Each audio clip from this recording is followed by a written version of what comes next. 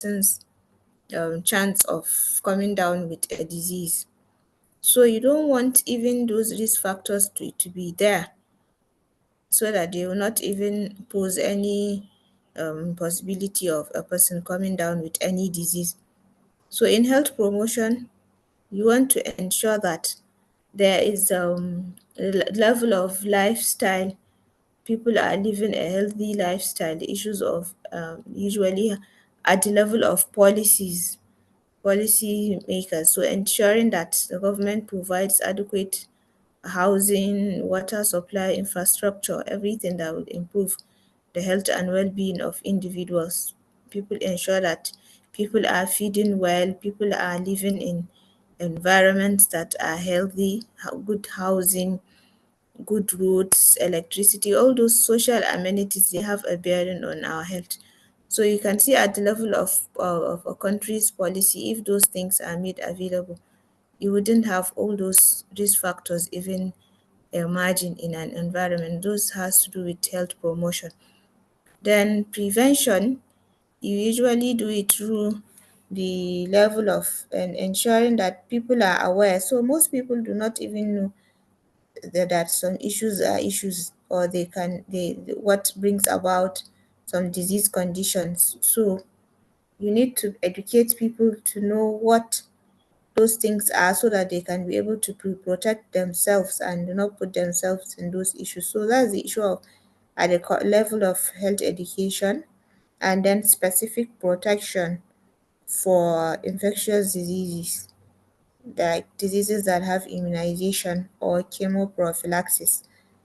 Then coming down, but at that level, the risk factors are there, but you want people to know what those risk factors are and how they can be able to prevent themselves from getting into contact with those, or if they are there, how they can be able to modify their lifestyle and adopt a healthy lifestyle.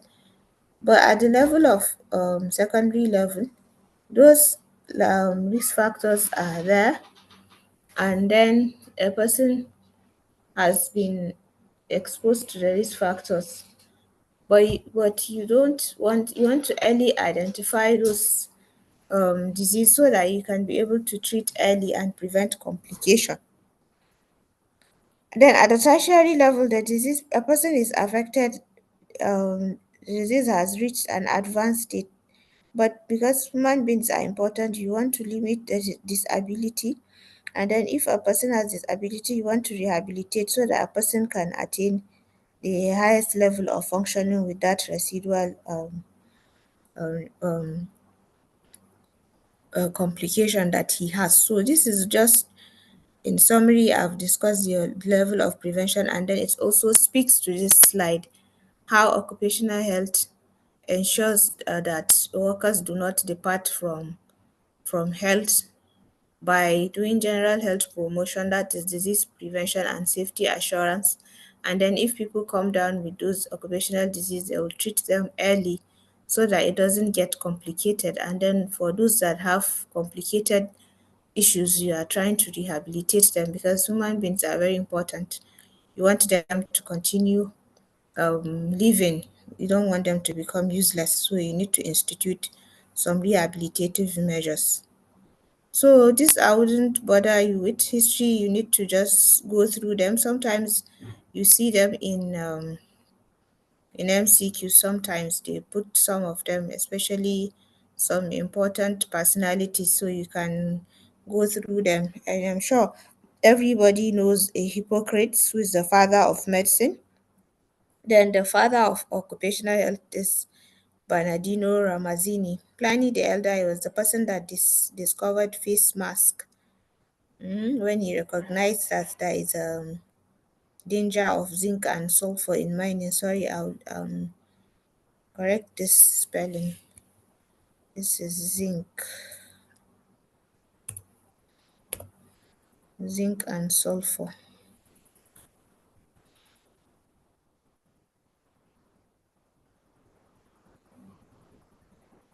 So are we together? So you can just go through this, and history of medicine too. There is a slide on that computer, so the class rep can just find and just share the slides on history. Find time and go through them. You can see some few questions from history of medicine.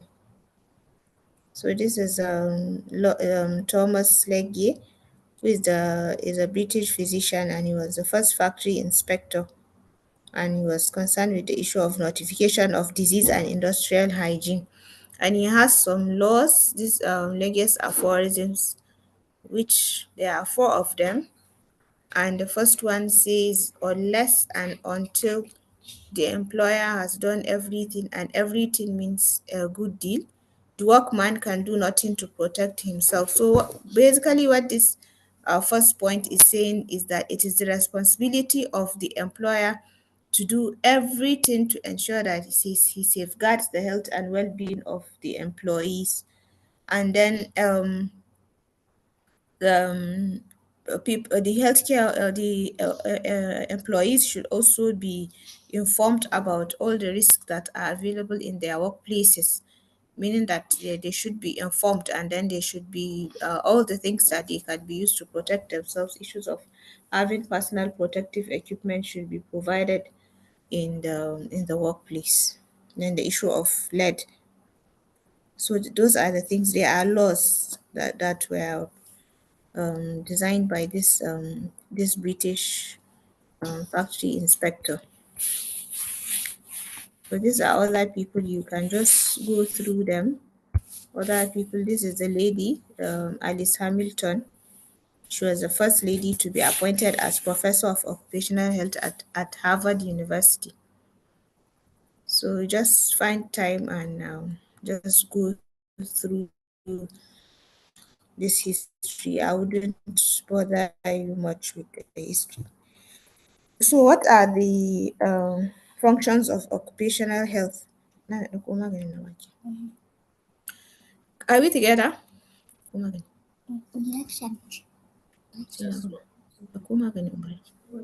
Okay, so what are the functions of occupational health services? The first function of occupational health service is placing people on the right job. So, like I said, you remember I said the main aim of occupational health is to ensure that workers do not depart from their health. So you want to ensure that ab initio, even from the beginning, people are placed on the right job. So how is that achieved? Is by pre-employment medical examination. So now you see it practically when you pass this your exams before you start your house job. When you get an offer in one of those hospitals that you are going to be doing your house job, you have to do a medical examination. So you want to ensure that workers are in the right state of health for them to start working. So you want to do a pre-employment medical examination. Basically, it has to do with all checking about infectious diseases, it's checking eyes, ears. It's a whole lot of investigations trying to check if a person is physically and mentally fit for the job. So it's a pre-employment medical examination, as well as another thing why it is also being done is for legal issues, because employees are entitled to compensation if peradventure a person comes down with some diseases that are as a result of the work. So the employer has the responsibility of compensating that worker. So you need to have evidence that a person was healthy when he started the work. He wasn't sick or exposed to that particular disease condition, so that if unfortunately a person comes down, there will be legal backing, and then a person has to be compensated for that condition that resulted as a result of the that resulted from the work. Then after the pre-employment medical examination, let's say in a hospital setting or even in an industrial setting, in any work environment, there are a lot of departments. So when you finish the pre-employment medical examination, you now go to pre-placement medical examination. That is at the level of when people would be posted to respective departments. So let's say if it is in a factory and then a person was found to have his lung function test is not optimal, so that person shouldn't be placed at, let's say if it is a factory, that person shouldn't be placed as a place where he'd be exposed to dust or a lot of things that will pose harm to the issues of respiratory condition. So he can be changed to either an administrative staff or another work that would be fit for his health status. Then there is also need for workers to be having periodic medical examination at intervals. Sorry, please, just a minute. Let me serve medication for my sick daughter. Please, just a minute. Oh, nothing. To bari sai da daddare. To yi sauri. Sorry, please. Then periodic medical examination. Just like I mentioned, at intervals, there is the need for people to be checking healthcare workers to be checking their um, health at intervals, so that if there is any condition, it can be identified early and then treatment instituted. Then post sickness absence medical examination. If, for instance, a person gets sick, gets an excuse duty, and is sick and has returned from a sick leave, then he should be checked to ensure that he's fit to go back to that work. The second function is the identification and control of occupational hazards. So there are a lot of hazards in the workplace. So subsequently, we are going to discuss the components of the work environment and then how these hazards can be identified and controlled. So this is also one area that you can see in exams. How can you identify and control hazards in the workplace? So they can give you one scenario, like in a factory or in one work setting, and then they can ask you to list what are the possible occupational hazards that workers are exposed to, and then how can they control those hazards. So the third function is health education. Like I said, if people are aware, um, they can be able to protect themselves from those hazards. So people need to be educated on what those conditions are and how they can impose harm, and then how people can protect themselves. Information is far, right? Then the fourth function is the screening of early evidence of diseases, whether those diseases are occupational and non-occupational. So those healthcare, those workers, sorry, I'm being biased saying healthcare workers. Those workers can, nothing stops them from having being exposed to having other normal conditions that any other normal person can have. At the same time, they can also have those specific conditions. So usually their diseases are classified into general health conditions, and then those that are specific to particular occupation. So irrespective of the type, whether it is specific to them or non-specific to them, you want to screen them for early evidence of the disease, so that you and then early institute treatment measures early enough. So after screening, then naturally what follows is treatment services. So usually there are treatment services that are provided to workers and their dependents. Usually one wife and four children in some places, while some you just go there and either get it at the normal rate the services are being rendered. So treatment services, immunization services to the workers and their families, then issue of counseling services to the workers and their families. For instance, family planning services, so you need to counsel people, or just some people may need some information about some particular condition. So it is a responsibility of the occupational health physician or the occupational health personnel to counsel those workers and their families. Then another function is rehabilitation, for people that have complicated conditions, and rehabilitation is much can either be vocational, changing level of from changing the work of a person, whether the person needs prosthesis if he has lost limb, You can you can give him an artificial limb, or and the likes. So you need to ensure that there is disability limitation and then rehabilitation, and then you also need to engage their families to prevent stigma and discrimination. Then it's very, very important to keep records. Everything you have, you cannot base your judgment if you don't have records for it. Even this your medical examination, that is why you'll have to open a folder in a healthcare facility where your records would be there.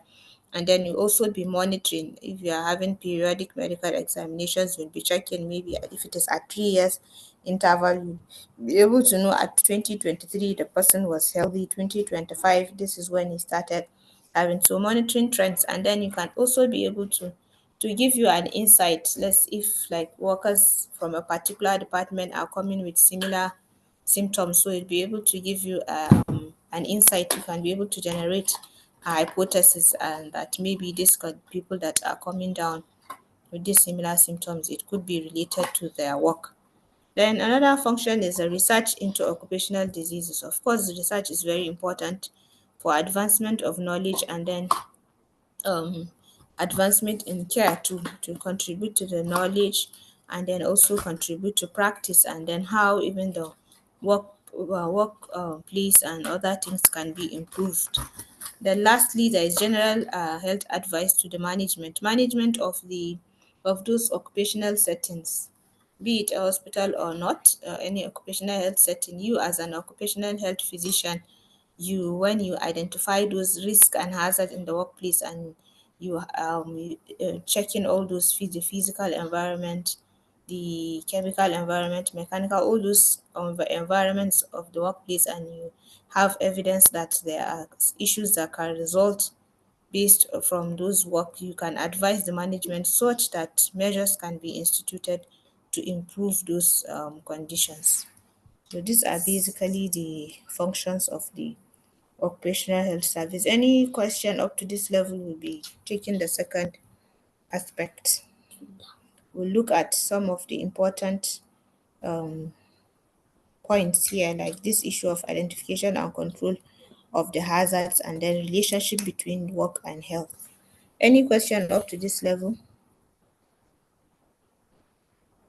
No, ma, thank you. Is it clear? Is it clear? Yes, it is. Okay.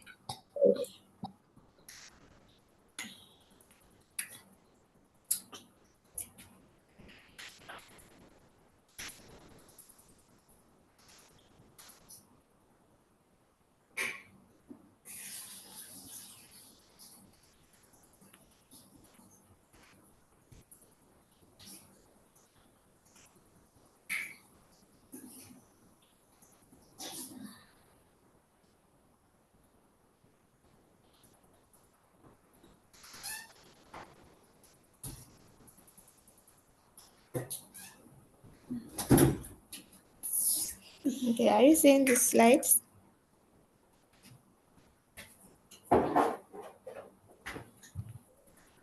I've put up the second lecture. I've Can put you up the see it? second lecture. Can you see? Yes.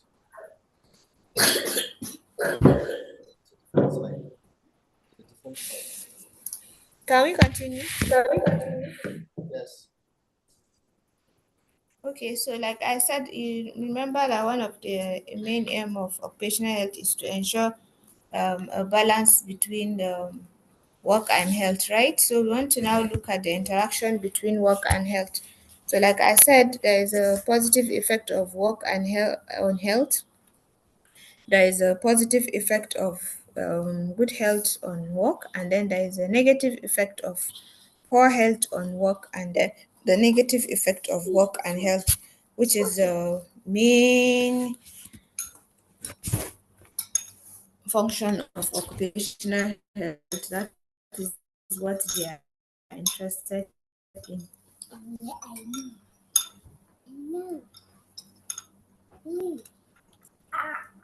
So, what are the positive effects of work and on health?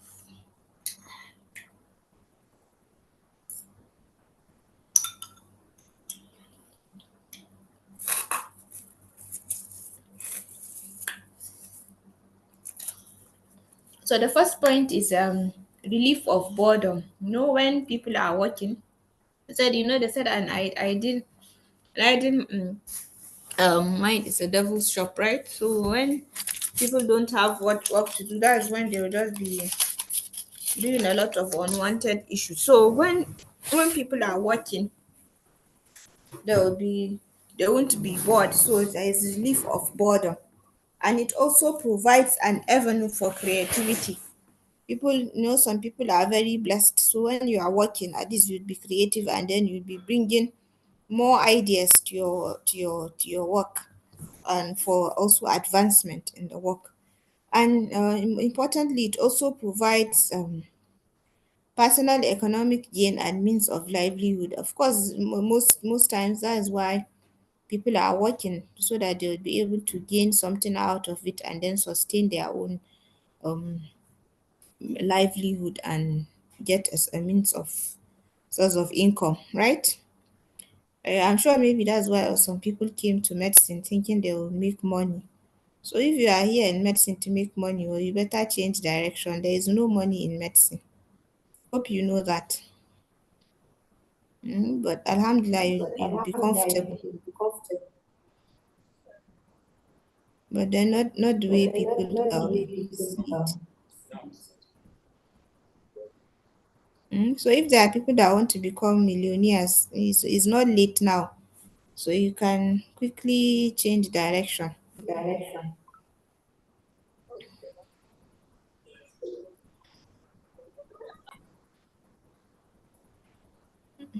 So what are the positive effects of health and on work? So if you are not healthy, if you are not in the right frame of mind, you will not be able to work. So good health gives you the disposition and capacity to work, and then the capacity to be creative, and then high productivity. So if a person is sick, he cannot be able to be productive, and nothing will be done the way it is supposed to be done. So like I said, if a person is sick, he does not have the capacity to work, they will not be productive, and the sickness may even worsen if a sick worker continues to work. And this is some of the issues of healthcare workers. Healthcare workers, they don't usually take care of themselves unless if sometimes you see doctors or other healthcare workers coming down with serious disease because they continue working without paying attention to their own health, and then not knowing that it will also constitute danger to either their co-workers, their colleagues, or even the patients. So if a sick worker comes to work, he may endanger himself, he may endanger other people he's working together with, and then the clients that he's providing the services to. So that's why if a person is sick, he should assume the sick role, and if it is severe enough, people should be excused from work. So, what are the negative effects of work on health? So, diseases of work can affect every organ of the human body. They can produce virtually every known symptom, such as fever, cough, jaundice, headache, high blood pressure, or cancer, anything you can think of. So, people can come down with a whole lot of signs and symptoms in relation to their respective works. So, this is just a slide telling us something about ergonomics. Sometimes you can see in the picture test maybe a picture of someone that has been bending. I'll check I think I used to have one picture where a person, someone's backbone has some orthopedic issues because of frequent bending. When you are sit and then you are trying to you sitting not in a proper posture repeatedly, all those things would be posing harm. So machines are built to suit the needs of workers, but mostly in industrialized countries. Here, most times in developing countries, most times you see people improvising a lot of things. They are not ideal, but we are trying to fit in and make do with what we have. So the machines are location specific, so accidents can occur due to slight discrepancies. And then, despite measures to ensure proper machines are placed in appropriate locations. So, and if a worker is not subjected to pre-employment and pre-placement those examinations, those you can see that that worker can be at risk of getting injured. So you want to ensure that those there is a fit or balance between those machines and the workers. So you should try as much as possible to ensure that people do not get conditions as a result of that lack of fit between man and machine. Usually, is like I said, is practiced very well in advanced countries, but even here we are trying to people are trying to be more aware and then know how to protect and put in place correct methods of operation through enforcement now, because there is this issue of occupational health legislation laws. There are a lot of laws now that are guiding work, and adequate training is mandatory for the staff.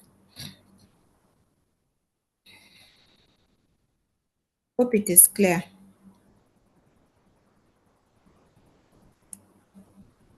Yes, sir.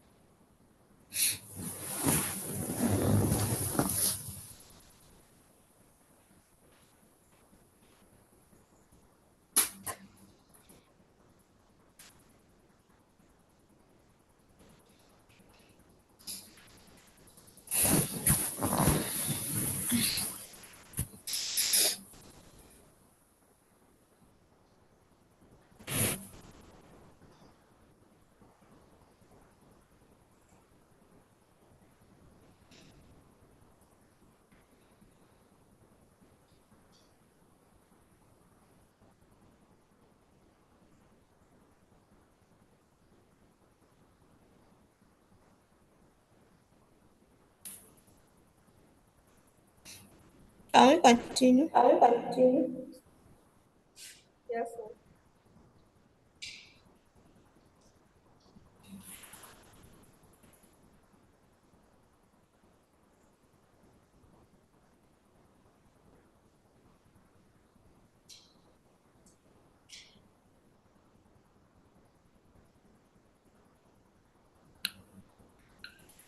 Okay, like I said, Okay, like I said, let's take a look at let's take a look work environment. at So so there are those there factors are which just may arise in hazard to health. And a hazard is a material substance or circumstance which poses a danger to human health and well-being. And we have five components of the work environment. So, if, for instance, you are asked a question that is in relation to occupational health and then trying to identify hazard, you should try and classify it based on these five components of the work and work environment. And they are physical environment, chemical environment, biological environment, mechanical environment, and then social and psychosocial environment. So, what are the physical environment? It's very simple. Those are the things that you can be able to see and feel and touch, like temperature and either excessive heat or cold. Extreme of temperatures can pose harm to the workers. I'm sure we remember those people working in cold rooms. We can have this frost bite, all those the issues of heat stroke, heat exhaustion, all those things for people that are working outdoors, like manual workers or farmers, when they are exposed to extremes of heat. You can have from heat stress, heat fatigue, heat exhaustion, all those things. Even when it is so severe, you can see people coming down with heat stroke. So light is another component of the physical environment. When it is excessive, poor lighting, or if it is too bright, you can affect a person's vision. Other things in the physical environment include pressure, humidity, radiation, vibration, noise, among others. So some part of the normal human, some of these physical environment are part of the normal human environment, and they are only hazardous when in excess or in deficiency. For instance, temperature and light. While others like radiation and vibration are not part of the normal human environment, and they are being introduced to the environment. So, like I said, these are some of the things that can result from the of the physical environment. Like if there is excessive lightning, we can have eye stress, cataract, arc eye. You remember well that's usually were wearing their dark sunglasses, right? You can have poor vision and then accident if there's too much light. It can affect your vision and you may not be even able to see some things and it can pose harm. When what of lack of poor lighting, it can also result to poor eye stress, poor vision, and then even loss of vision later in life, and then also accidents can result from that. Sort of temperature, we can have, I have mentioned those already. For the colds, you can have frostbite, you can have chilblains. Pressure, what results from that is the decompression, sickness, and then eye disorder. This one also comes in MCQs. Sometimes you can see them. This what are the things that can result from this? I will share. I will remind Dr. Bashir, inshallah, there is a book on some MCQs. You can check different sections. That you can check occupational health, environmental health. Some is a textbook that has. I think I even dropped it on that computer. You can check. Is a textbook that has a lot of MCQs based on the subspecialty, so you can check and practice some of them. It has Some of questions them. It and has answers questions and answers with with explanations. explanations. Mm? Is it PAX something? PAX preventive medicine? Is it the No, one? no, The Pax green book? Pax is a No, text. It PAX doesn't is a have. text. It doesn't have.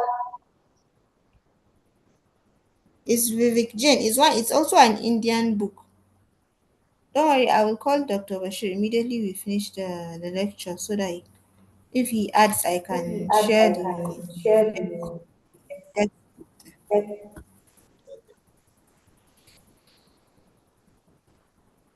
So for the noise, noise has two effects. We can have auditory and non-auditory effects of noise. Sometimes if they you can have as simple as distraction. These are the non-auditory. Auditory is when it is. I'm sure you know auditory now. Yeah. So there are some things that are non-auditory, like distraction, lack of concentration. So it won't allow you to concentrate in your work. Then the auditory, we can have hearing loss. Then vibration, we can have arthritis and from repeated affectation of joints, and then vibration white finger when it affects the terminal vessels in the limbs. So chemical environment as it is comprises of the elements, compounds, and mixtures in the workplace. And every day we are having new chemicals coming up by the day, and then some even their effects is not yet known. So and unfortunately the effect of those chemicals may take years to manifest, up to even 10 to 30 years. So that's why the beauty of those pre-employment and periodic medical examinations, so that you can be able to identify them early enough. And these are some chemicals with their effects. Notable ones include lead. Lead poisoning is very, very important. It can affect both children and adults. Mercury, nickel, asbestos, benzene. So even these ones, sometimes you can see them playing around with them in MCQs. This asbestos used to be common before. It's very strong. They use it in asbestos roofing and building. A very strong raw material. So it causes asbestosis, usually in respiratory tract. Usually affects the respiratory system. So we can have occupational lung diseases, asbestosis, pleural plaques, mesothelioma, that's cancer of the pleura and lungs, including the peritoneum. And then it can also result to lung cancer. So usually now it's not being used now. that is usually replaced with some other things like aluminium roofing.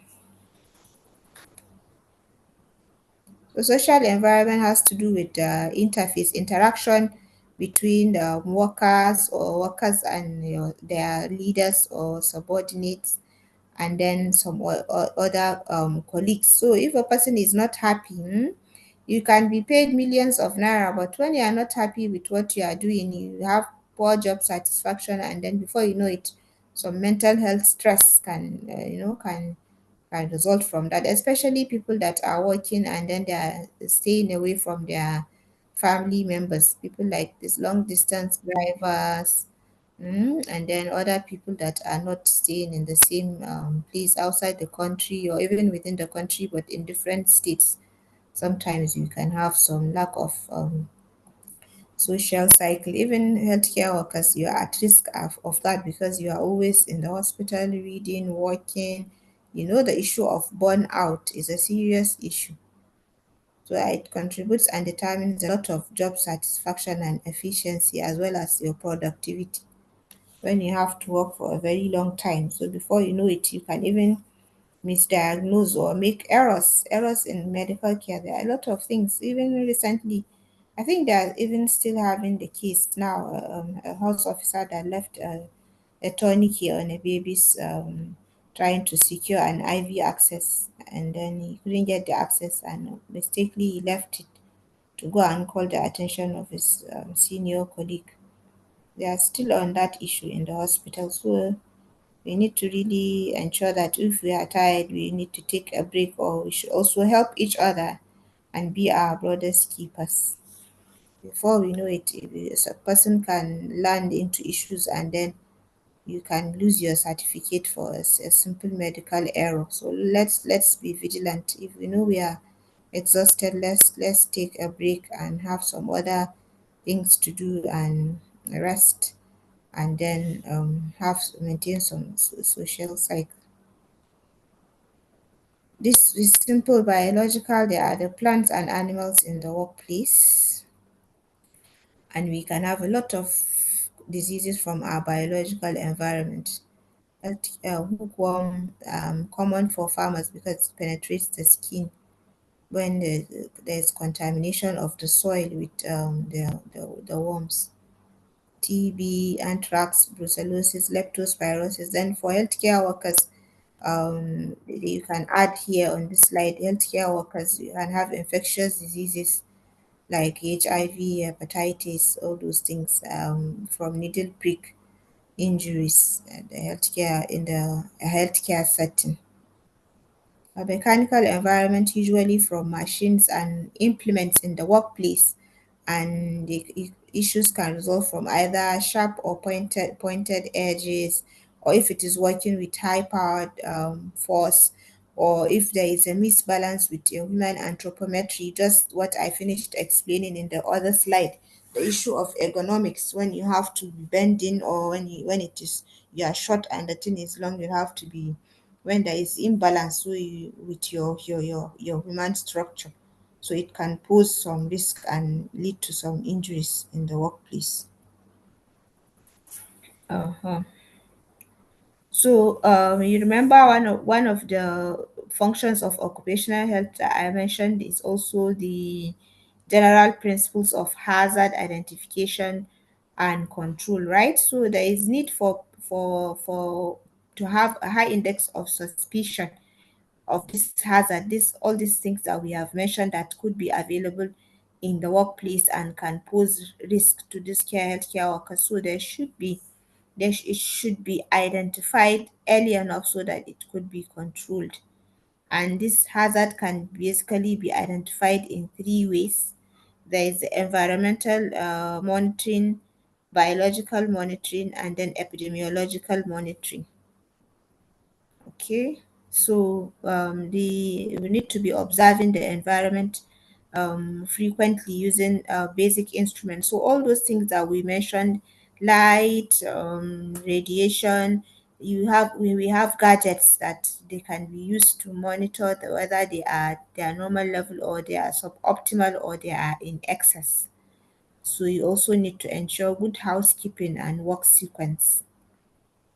Then the biological, this is the environmental monitoring, checking the environment to see whether those things that are either normal or abnormal constituents of the work environment are there either at sufficient level or they are in excess. You know, you can have the sound level meters, all those things that we mentioned. The issue of lightening to check whether it is enough to check the level of sound that is in the noise that is in the workplace. Then biological monitoring has to do with checking, making observation on the workers that present to the clinic. So this is a biological monitoring, checking the level of the checking the workers.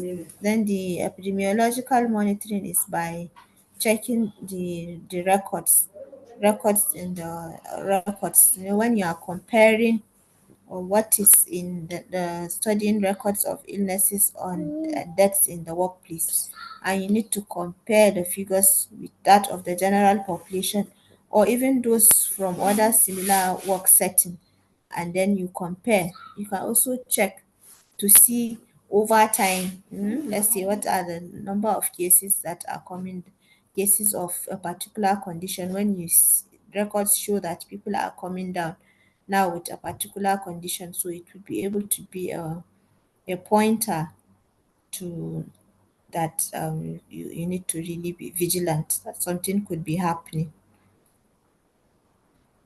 So these are the three ways you can be able to identify hazards: environmental monitoring, biological monitoring, and epidemiological monitoring.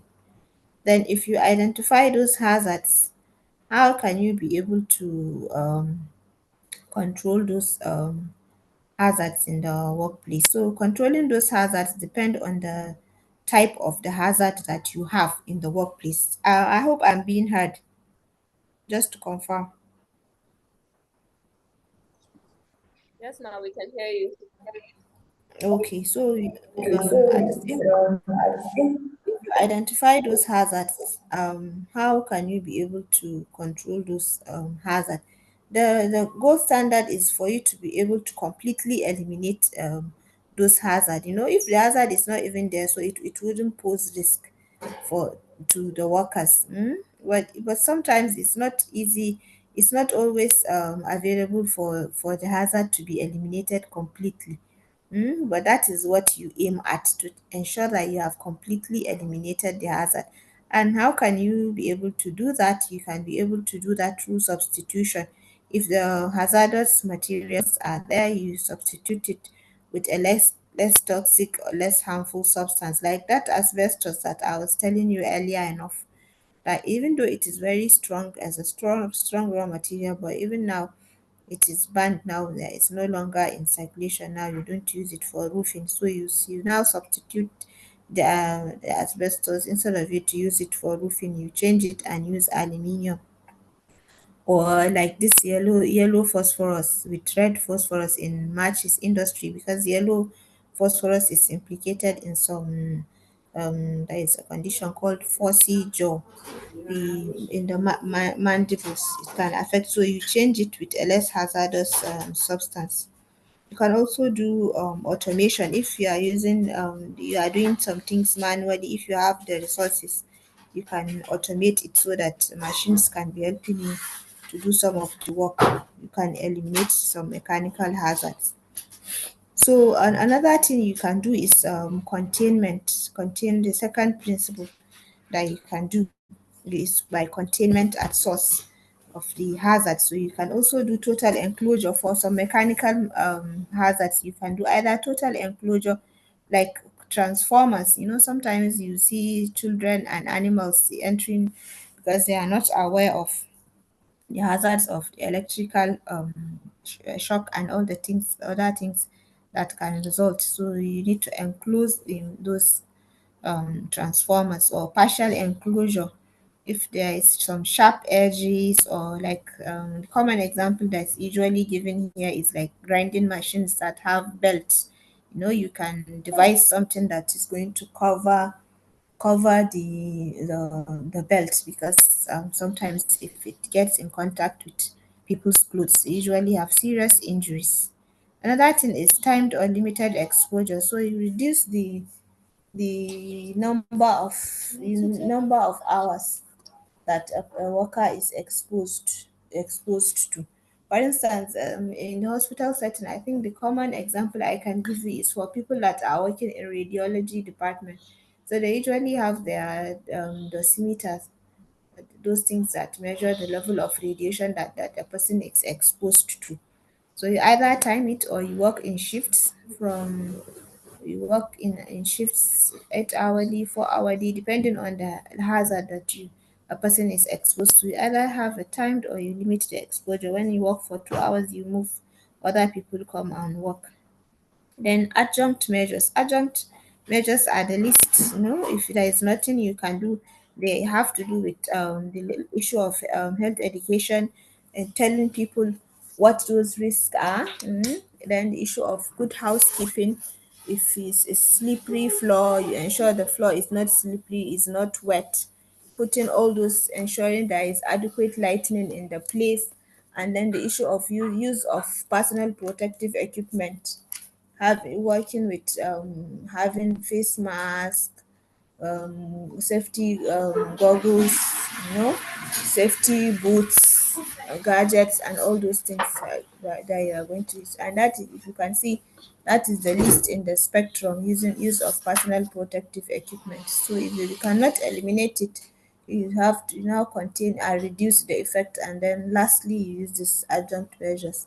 The issue of health education, placing reminders on the walls. You can remember in construction sites, you would see this issue of danger, all those um, um, safety, like no, even in the theater, you can see red lines that are not supposed to, unauthorized entry there. This is the limit to where the only level where you can be able to enter. The construction sites, the issue, the radiation, all those safety signages. So it's also another example of the adjunct measure or safety signages, so that people can be able to be aware that there is danger in this place. So I think this is where we should stop for today. Another thing in the adjunct measures is regular maintenance. We have a very poor culture of maintenance. My machines are very old. They need greasing, they need servicing, and we don't do that. So it should be there. Factories or companies should ensure that there is a regular maintenance of equipment and machines as at when due. So I think that's where we are stopping.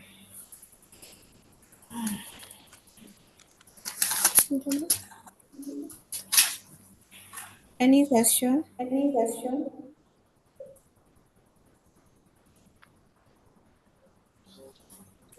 Maybe we skip. Anything? Another is better any questions once we are you. Hello. Hello? Hello? Hello? Which I Yeah, there are no questions.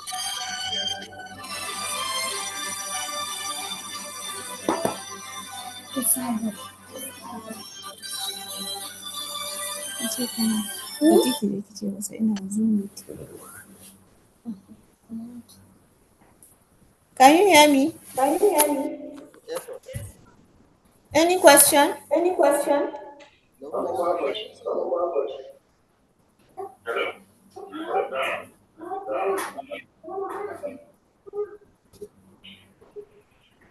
Hello? Hello? Hello, ma'am. Can you hear us? Yes, I can hear you. Yes, I can hear you. We don't have any questions. Okay, no question. Okay, no question. Yes. Okay, so I think we Okay, can so I think we can end it till end tomorrow, this inshallah. tomorrow. Okay, thank you, ma'am. Okay, thank you.